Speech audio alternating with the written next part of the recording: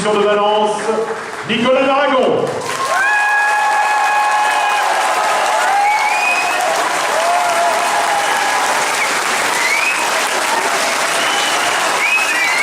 Nicolas d'Aragon, candidat aux élections municipales.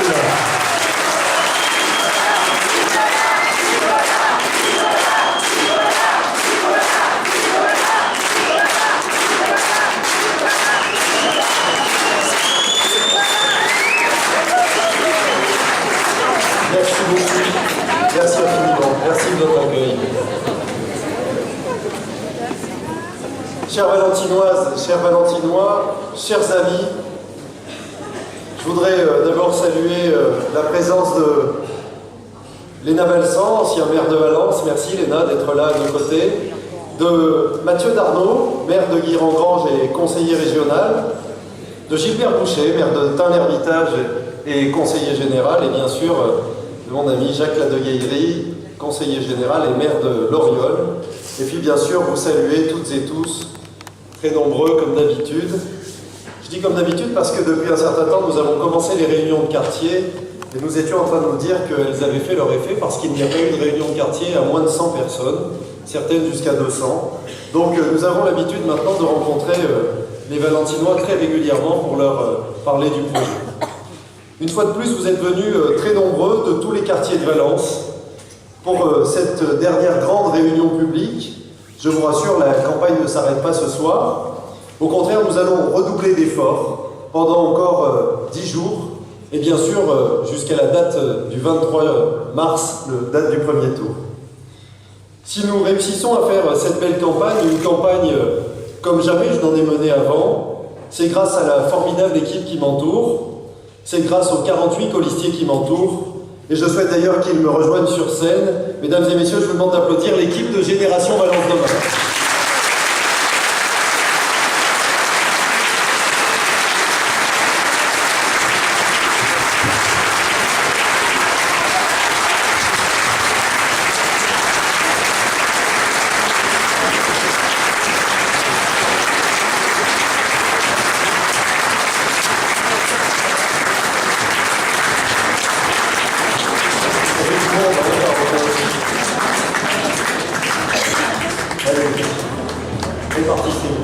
Et voilà, il passe sur l'écran aussi.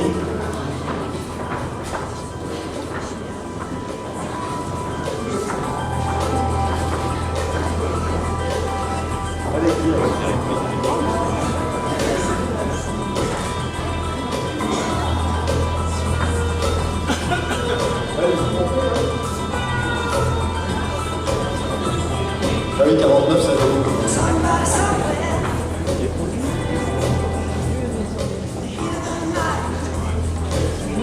Voilà, je vous demande de les applaudir.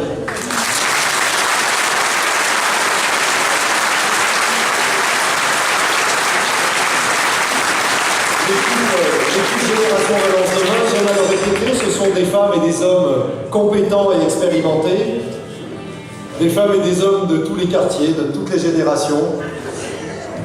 C'est musical en plus. Des femmes et des hommes d'horizons et de professions diverses. Mais pas seulement, ils m'ont prouvé pendant cette campagne que ce sont aussi avant tout des femmes et des hommes de cœur qui ont en eux cette indicible envie de changer les choses, cette volonté de construire le renouveau pour notre ville, pour Valence. 10 jours. Oui, seulement 10 jours du premier tour.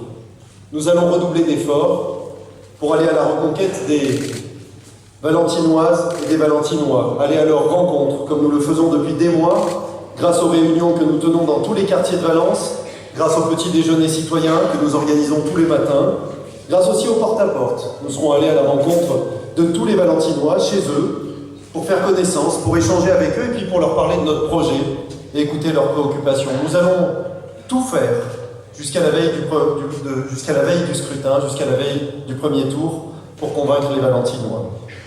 Mais si nous réussissons à mener cette campagne extraordinaire, c'est aussi et surtout grâce à toutes ces personnes que vous ne voyez pas et qui sont la force de Génération Valence Demain. J'en ai aperçu de nombreuses ce soir dans la salle. Je veux parler de toutes ces personnes qui, convictions chevillées au corps, nous permettent d'avancer sereinement. Je veux bien évidemment parler de ces centaines de militants qui, chaque jour, donnent de leur temps bénévolement pour Génération Valence Demain, pour Valence, pour notre ville. Sans eux, cette campagne ne serait rien. C'est à moi ce soir de leur dire merci. Merci vraiment pour tout ce que vous faites. Vous pouvez être fiers, nous pouvons être fiers. Bravo à vous.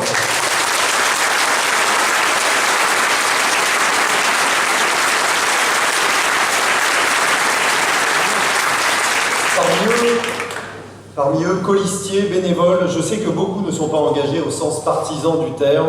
Vous vous souvenez de la présentation de la liste. Et d'ailleurs, peut-être s'imaginaient-ils ne jamais le faire.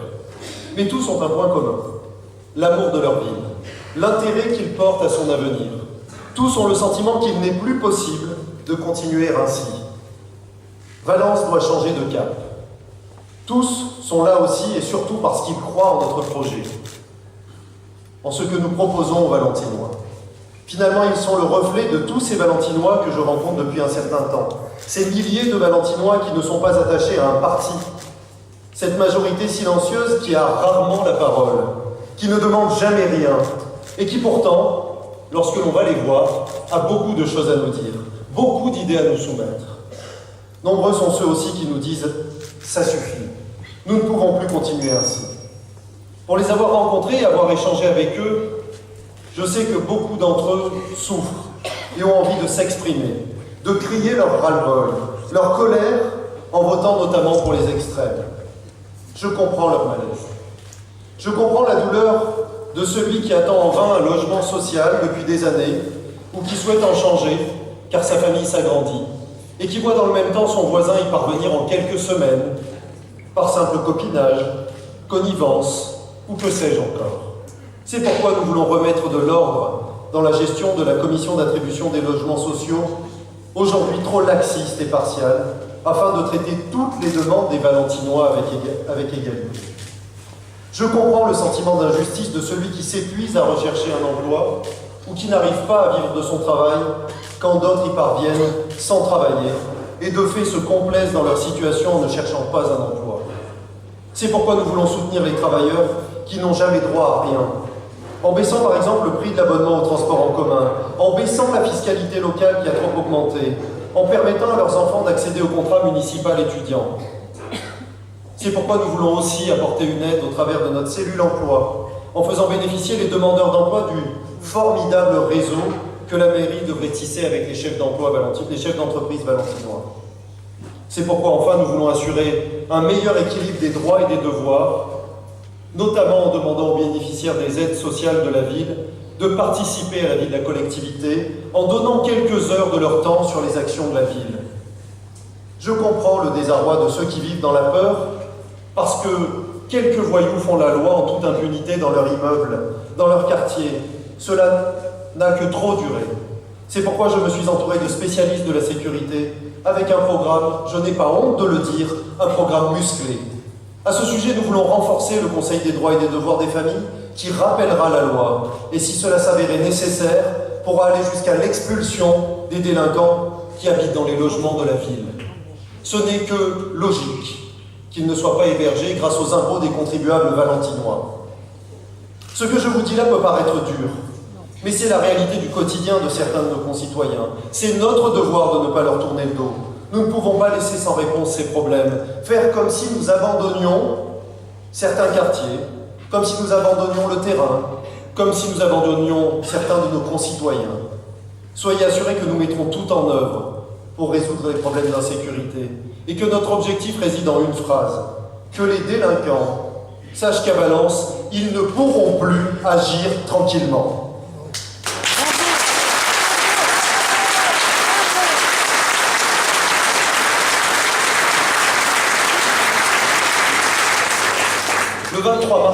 prochain. Faites vous-même votre propre choix. Ne succombez pas à la facilité et ne cédez pas au choix des autres. Exprimez-vous comme vous vous êtes exprimé auprès de moi ces dernières semaines, au cours de nos rencontres et de nos échanges. Dites ce que vous voulez. Dites que vous souhaitez quitter la voie dans laquelle Valence s'est engagée depuis 6 ans. Dites haut et fort que seul le projet de Génération Valence demain est capable de remettre Valence sur de bons rails. Quand j'évoque notre projet, je ne parle pas des sottises, je dirais même des bêtises que nos adversaires ont pu écrire avec la volonté de caricaturer nos propos, de les transformer pour désinformer les Valentinois, en jouant sur les craintes et les peurs. Dans cette campagne, nous avons constamment privilégié le débat d'idées aux polémiques stériles, au dénigrement, aux attaques personnelles, par respect pour nos concitoyens qui attendent mieux du débat public, mais aussi par respect de nos concurrents. Mais ce n'est visiblement pas la ligne de conduite de nos adversaires. La désinformation, l'intoxication, il faut dire qu'ils sont passés virtuoses en la matière. Ce soir, je dois vous dire que je suis très en colère. Alain Maurice et son équipe se laissent aller à une campagne de diffamation inacceptable, intolérable. J'accuse Alain Maurice de vouloir saboter une campagne électorale qui est tout bonnement en train de lui échapper. Honte à lui, honte à eux, je ne peux pas accepter cela, nous ne pouvons pas l'accepter. C'est pourquoi face à ceux qui nous insultent, j'ai déposé plainte ce matin afin de stopper ces façons d'agir. Et la réaction n'a pas été.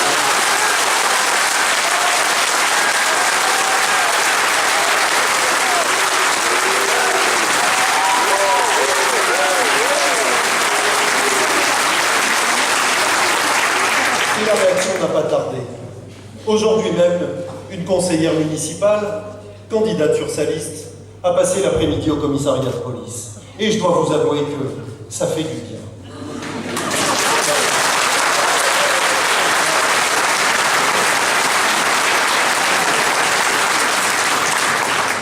Non, nous ne sortirons pas les cadavres des placards.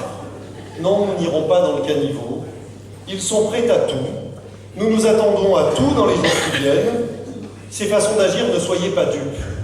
Ce sont les armes des faibles. Pendant qu'ils nous salissent, ils ne parlent pas de leur bilan, ils ne parlent pas de leur projet. Mais en ont-ils? Qu'ils s'attaquent à notre intégrité, à notre honnêteté, c'est intolérable. Qu'ils s'attaquent à nos idées, à nos propositions, je peux l'accepter. Mais là aussi, ils mentent. Je prendrai 3 exemples. Premier exemple, le polygone et le parc des expositions, puisque nous y sommes. Eux mentent lorsqu'ils disent que nous voudrions supprimer les places de stationnement de la place Dunkerque, du parc des expositions, du quartier du Polygone. Comment pourrions-nous nous engager dans une telle voie alors que le centre-ville manque déjà cruellement de places de parking? Nous déménagerons le parc des expositions sur le sud de la ville et y créerons une grande salle de spectacle. Et notre projet, c'est d'installer un écoquartier sur ce site, en préservant le nombre de places gratuites, mais en les aménageant bien différemment pour rendre ce quartier beaucoup plus agréable que ce qu'il n'est aujourd'hui. Alors que le maire actuel veut installer sur la place Dunkerque un parking à étage payant et un palais des congrès avec 3500 places. J'attends de voir débarquer les 2000 véhicules lorsqu'il y aura des spectacles au centre-ville qui bougeront tout. Voilà ce que c'est la cohérence. Deuxième exemple, la nouvelle sortie que nous voulons installer sur la route de Montpellier, qui permettra d'accéder au contournement, à la Lacra. Eux mentent en tentant de faire croire que nous voudrions multiplier les véhicules et la circulation des poids lourds sur la route de Montpellier. Au contraire, nous voulons débarrasser les quartiers des Hauts-de-Valence de tous les poids lourds qui n'ont rien à y faire et qui passent dans les zones pavillonnaires. Une nouvelle sortie route de Montpellier désengorgera des véhicules qui viennent de l'est de la ville, la rocade de Valence et les boulevards intérieurs. Notre projet, c'est que la circulation s'écoule plus facilement et que les habitants, qui habitent notamment chemin des Huguenots, à proximité de la zone franche, soient libérés de tous ces poids lourds. Troisième exemple, la Basse-Ville. Eux mentent aux habitants de la Basse-Ville en laissant croire, je cite, que nous voulons raser la Basse-Ville. Pour écrire délibérément pareille sottise, ils se basent sur une simple illustration dans notre programme, dont le seul objectif, comme l'indique son nom, est d'illustrer nos propos. Notre vrai projet, là aussi, c'est de créer une véritable entrée de ville La basse-ville doit faire l'objet d'un véritable aménagement. Cela fait des décennies que rien ne s'y est passé. La piscine ne peut pas être rénovée. La MAPA doit déménager, la maison d'accueil des personnes âgées doit déménager. C'est une opportunité exceptionnelle de réaménager cette entrée de ville qui voit passer le flux des touristes, qui voit passer le flux des personnes qui viennent dans Valence et qui sont aujourd'hui conduites à aller directement vers le sud. Créons un point d'attractivité à l'entrée de la ville et nous voulons y installer la cité des vins et de la gastronomie qui fera un point d'attractivité pour les touristes, qui leur donnera envie de s'arrêter et pourquoi pas de faire 300 mètres de plus pour rentrer dans la ville, aller voir notre musée, fréquenter nos commerces, fréquenter nos restaurants.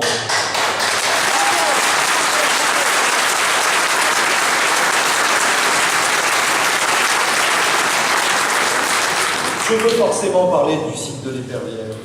Ce poumon vert et bleu laissé à l'abandon depuis des années, nous le réaménagerons entièrement afin d'en faire un espace d'activité de pleine nature, familial et convivial. Nous voulons qu'il accueille un lieu de baignade innovant et écologique. Nous le doterons d'un parcours de santé et d'un théâtre de verdure. En d'autres mots, nous voulons que l'Épervière redevienne un lieu de détente et de loisirs attractifs. Nous ne voulons pas le privatiser, comme le maire vient de le décider dans l'urgence, en signant un bail amphithéotique de 50 ans. Si ça n'est pas privatisé, alors je ne comprends rien.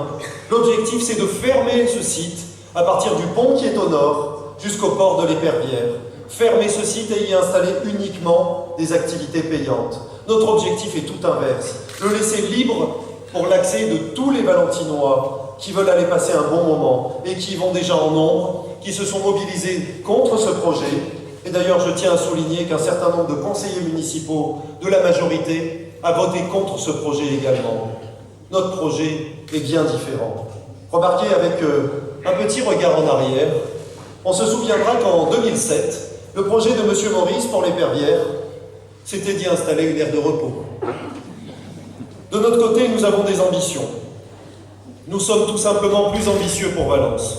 Oui, notre projet, c'est bien plus que les mensonges du Parti socialiste. Je suis fier du programme que nous proposons aux Valentinois pour les 6 années à venir. J'en suis fier car il est le fruit d'une démarche et d'un travail solide et sérieux. Pour la première fois dans une élection municipale, une liste est allée au fond des choses pour présenter un programme précis, complet et chiffré.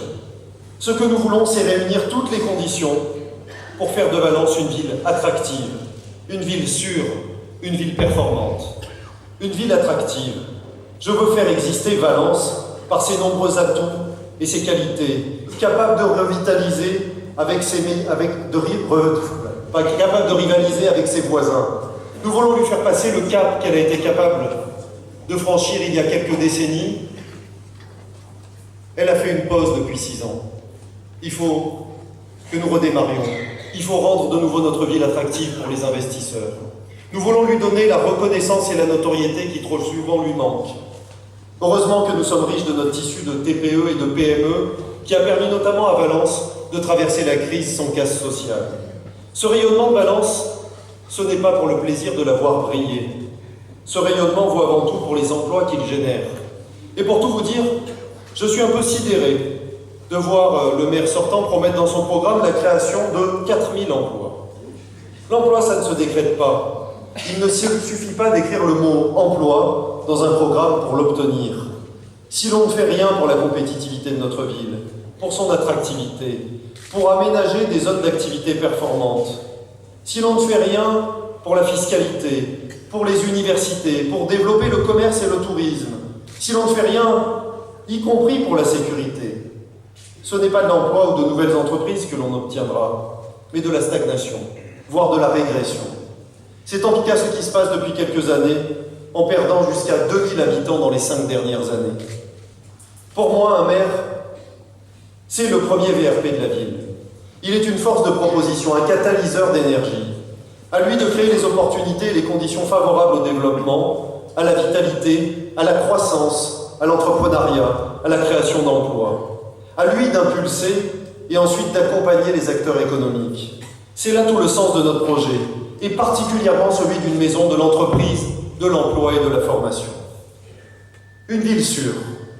Ce serait vous mentir que de dire que la situation n'est pas préoccupante à Valence. Pourtant, à écouter le maire socialiste, tout va bien. Vous pouvez dormir tranquille, braves gens. tout va bien. On a inauguré 8 fois le centre de protection urbaine, tout va vraiment très bien. Nous avons 3 chevaux qui sillonnent la ville, tout va bien.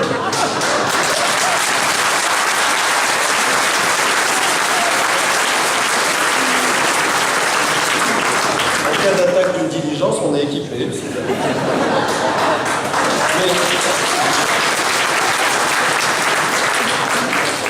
Mais les chiffres sont têtus. La circonscription de police de Valence est classée parmi les plus mauvais élèves de France. Je vous renvoie à l'enquête qu'avait réalisée le journal L'Express encore en décembre dernier, qui donne de vrais chiffres face à ceux que le maire veut bien afficher. Je le dis depuis le début de la campagne, la sécurité des Valentinois est ma priorité. Pour la rétablir, je compte bien reprendre et utiliser l'intégralité des pouvoirs de police que le Code général des collectivités locales accorde aux maires. Nous investirons dans les hommes et dans la technologie.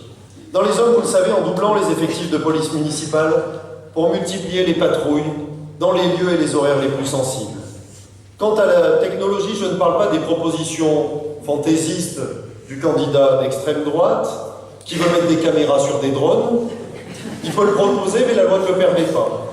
Je ne parle pas non plus de la proposition du maire sortant qui consistera à envoyer des SMS aux commerçants. Expliquez-moi le sens de cette mesure. Votre voisin se fait agresser et on vous envoie un SMS pour vous prévenir. C'est réglé. Inutile et inefficace.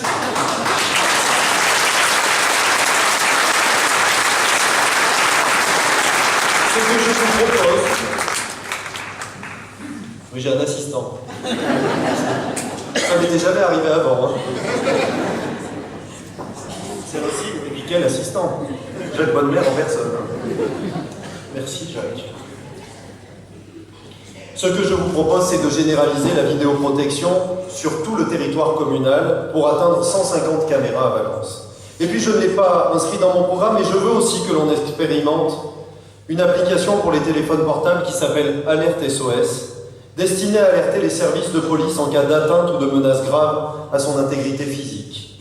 Son déclenchement discret permettra au poste de commandement de vous géolocaliser et d'envoyer pour vous protéger un véhicule de la police nationale ou de la police municipale. Ça existe déjà dans de nombreuses villes. Bien sûr,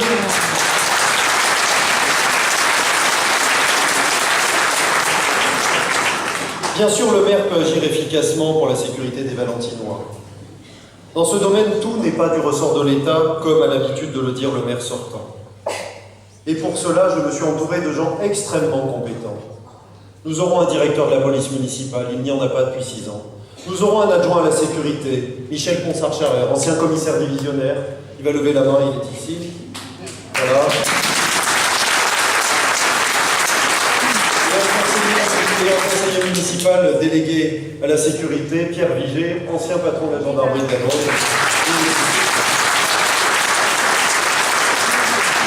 Je vous préviens, c'est le seul jour où il sourit. À partir de demain, c'est interdit.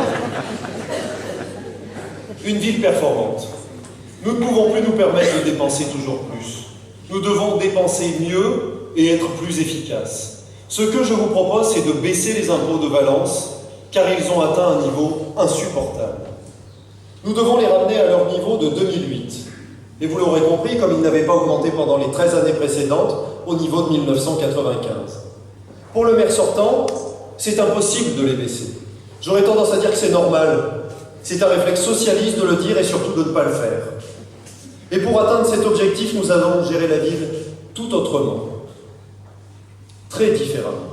D'abord en retrouvant une exigence de gestion, en s'assurant que chaque euro dépensé est un euro utile. Ensuite, en recherchant des sources de financement extérieur et de partenariat à chaque fois que ce sera possible. Enfin, en s'appuyant sur l'agglomération. Cette agglomération qui a été créée malgré nous, avec 51 communes, 70 km du nord au sud. Une agglomération dans laquelle le maire a réussi à nous marier avec une commune que je cite à chaque fois, qui va finir par devenir célèbre à Valence, Montriveau. 70 km plus loin. Nous avons une agglomération géographiquement plus étendue que Lyon, mais complètement incohérente. Pas le même bassin d'emploi, pas le même bassin de vie. Et par contre, nous n'avons pas réussi à nous associer avec nos partenaires naturels. Je pense à Mathieu Darnaud qui est ici, avec la ville de Guirancange, avec la ville de Saint-Péray, avec la ville de Cornas, avec lesquels nous avons travaillé pendant des décennies. Et je les comprends. Ils ont eu peur de ce projet fantasque du maire de Valence. Et pourtant, aujourd'hui, nous sommes dans cette communauté d'agglomération. Et nous devons finalement l'envisager comme une opportunité. Cette opportunité, c'est celle de mutualiser l'ensemble des moyens et de transférer un certain nombre de charges qui ne pèsent que sur les Valentinois depuis bien trop longtemps. Voilà, mesdames et messieurs. Eh bien, écoutez, on va le saluer. Je salue l'arrivée de Patrick Labonne.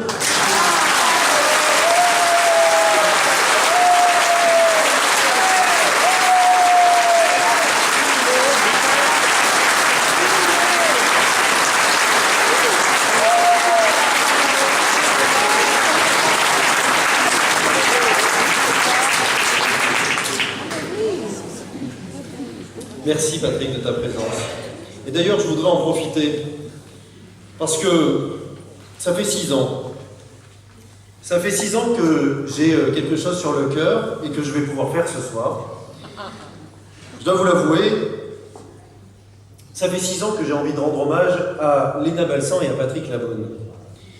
Je le fais parce que j'ai été triste il y a 6 ans, quand au moment de sa prise de fonction, le maire sortant n'a pas eu la délicatesse, l'élégance, la courtoisie républicaine de remercier l'équipe précédente pour tout le travail accompli. On peut ne pas être du même bord. On peut se battre et débattre au moment d'une campagne. C'est la démocratie. Mais plus que tout, on se doit de respecter ses adversaires. Être élu local, c'est s'engager 7 jours sur 7, 24 heures sur 24, parfois au détriment de sa vie professionnelle ou familiale. Et quelles que soient nos opinions, cet engagement doit être respecté et salué. D'autant quand le bilan des élus en question est excellent. Dois-je le rappeler?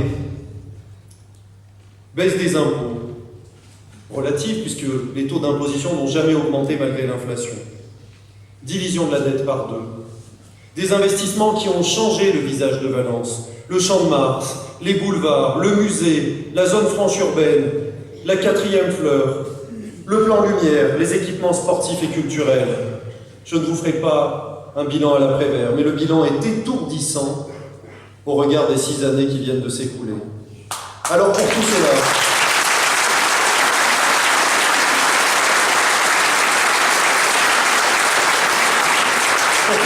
je veux dire du fond du cœur un grand merci à Léna Balsan et à Patrick Labonne et réparer cet oubli volontaire du notre.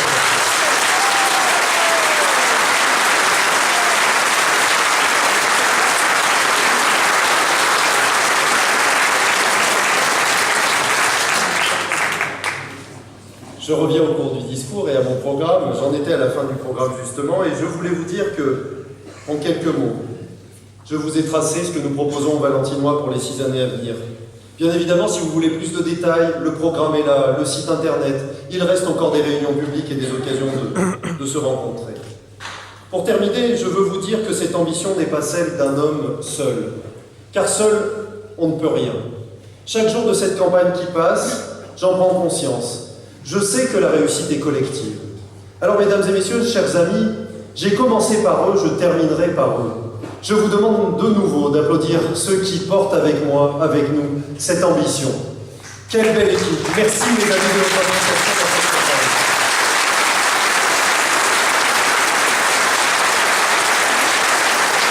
Nous allons porter ensemble ce projet ambitieux pour les Valentinois. Nous allons les convaincre que le changement, ça n'est pas maintenant, mais dans 10 jours. Nous allons les convaincre de faire le choix du renouveau autour de nos priorités, autour de notre engagement.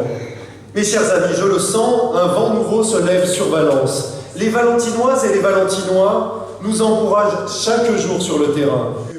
10 jours pour 6 ans, 10 jours d'énergie, 10 jours pour porter avec moi ce message de renouveau pour Valence.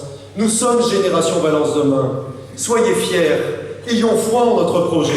Alors mes chers concitoyens, entendez mon appel, la ville de l'avenir, la ville qui choisit le progrès, la ville qui veut se mettre au service de tous ses concitoyens, tous ses habitants. Cette ville, c'est votre ville.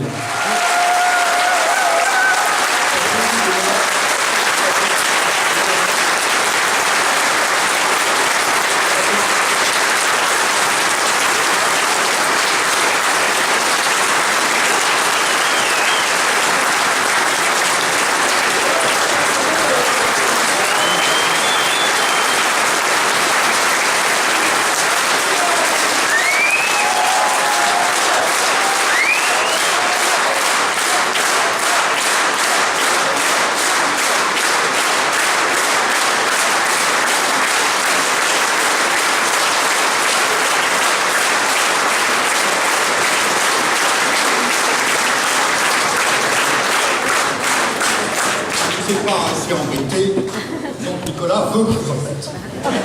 Mesdames et messieurs, vous n'avez plus de choix. Vous n'avez plus le choix, même si nous sommes dans un pays démocratique, parce que le maire actuel a détruit Valence. Le maire actuel a cassé Valence. Demandez à Mathieu Darnaud, il est heureux, lui, il récupère tous les Valentinois. Bon Valentinois. C'est inquiétant, mesdames et messieurs. Il a cassé, je parle sous le contrôle de Léna Bazan, fiscalement la ville. Pendant 13 ans, mesdames et messieurs, sous l'autorité de Léna Bazan, taux d'augmentation des impôts, on l'a rappelé, 0%. Sous M. Maurice, pendant 6 ans, la moitié moins. Si vous êtes un couple avec 2 enfants, vous avez de la chance. Augmentation des impôts en 6 ans, 26%. Léna Bazan, 0%. Si vous êtes seul, veuf, ou en couple, mais sans enfants, alors là, c'est bon pour 41%. Léna Bazan, 0%. Je me permets de le rappeler parce que les Valentinois oublient. Mais moi, je vous le rappelle. Donc, fiscalement, Léna Bazan a déjà gagné. Économiquement, il a tout cassé. Alors, vous allez me dire, il y a eu la crise de 2008 et de 2011. C'est vrai. Mais Jacques Badmer, ici présent, grâce à lui, nous avons tenu une zone franche. Une zone franche qui nous a permis de développer Valence. Et Valence, en 90-92, c'était la fin de Crozet. Exactement, Thalès, Crozet automatisé, etc. Et grâce à la zone franche, Jacques a pu ramener 730 entreprises et plus de 4000 emplois. Les 4000 emplois que Maurice promet, mais qu'il n'a pas fait pendant 6 ans. Catastrophe. Catastrophe culturelle. Vous savez, ils n'ont rien fait. Alors ils vont me dire, si, on a fait le musée. Faux. C'est pas lui qui a fait le musée. Il s'appelle Thomas Joly qui a fait le musée.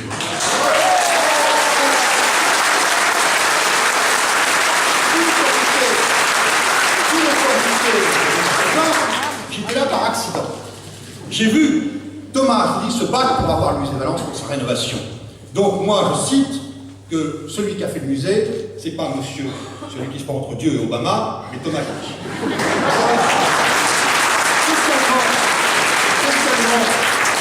Socialement, le maire actuel a tué la ville. Moi je crois qu'un homme de gauche allait faire du social. Mais lui, mesdames et messieurs, celle qui a fait du social, elle s'appelle Cécile Paulet, qui a inventé une chose extraordinaire, c'est ce qu'on appelle le contrat municipal étudiant. C'est-à-dire qu'elle a inventé le gagnant-gagnant social.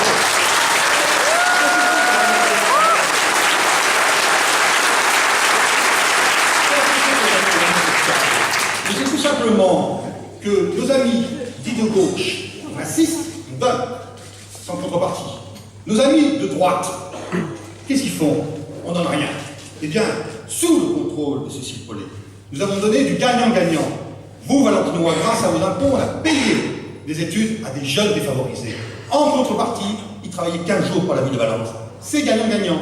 Vous les avez aidés, ils vous ont aidé. C'est ça le gagnant social. Qu'a fait Maurice? Ah, il a maintenu, il n'a rien fait d'autre. Et c'est un homme de gauche. 0. Logement social. Logement social et sécurité. Celle qui a fait un boulot monumental, c'est Annie-Paul Bartemeuf. Annie-Paul Bartemeuf qui a créé, avec le maire à l'époque, le contrôle de tous les parkings HLM de Valence, par la SDAVA, avec une entreprise de façon qui s'appelle la SDAVA. Qu'est-ce que ça donnait, mesdames et messieurs? 96, 200 voitures brûlées à Font-Barlet dans les parkings. C'est-à-dire que les locataires qui ont que propriété, la bagnole, vous voyez la bagnole, ou volée, ou abîmée, ou brûlée.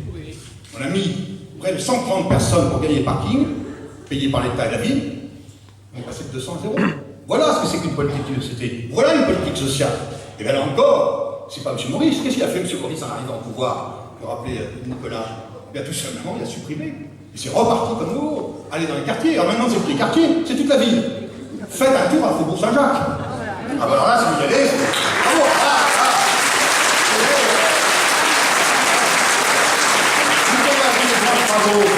Il faut remercier qui? Il faut remercier Hélène Sorin, Véronique Puja, Martine Perral, qui nous ont fait les boulevards, qui nous ont fait le Champ de Mars, qui ont fait le deuxième pont, M. Pess, qui disait que pendant 30 ans, on n'allait pas faire le deuxième pont. Lui, il ne l'a pas fait, mais nous, l'avons fait le deuxième pont. Vous voyez la différence, mesdames et messieurs? Ça veut dire quoi, mesdames et messieurs? C'est un mandat catastrophique. Voilà. Il a tout détruit, tout cassé, il n'a rien fait. C'est pour ça que, mesdames et messieurs, vous n'avez pas de choix. vous êtes obligé de voter pour Nicolas Daragon.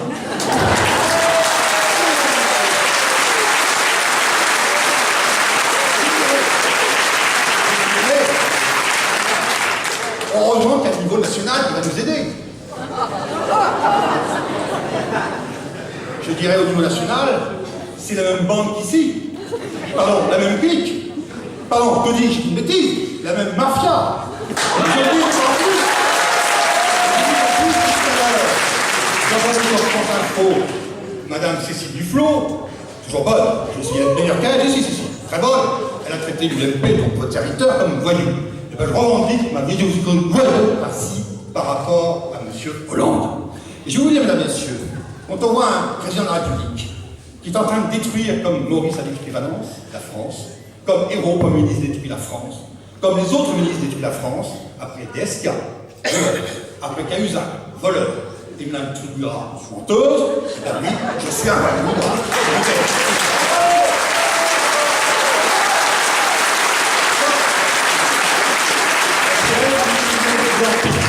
Mesdames et messieurs, comme je sens que vous avez assez de moi, je vais vous dire tout simplement le meilleur, Pombre. Pombre. C'est mon tour. Nicolas. Parce que c'est l'homme qui est chargé du recrutement productif. Or, tous les jours, vous entendez une entreprise qui ferme. Donc, il ne redresse rien. C'est même plutôt le défendre, le tombeur productif. Il fait tout tomber. Il n'y en a qu'une seule. Il n'y en a qu'une seule qui a vu un redressement dans les 2 ans de François Hollande. Elle s'appelle Julie Gaillet.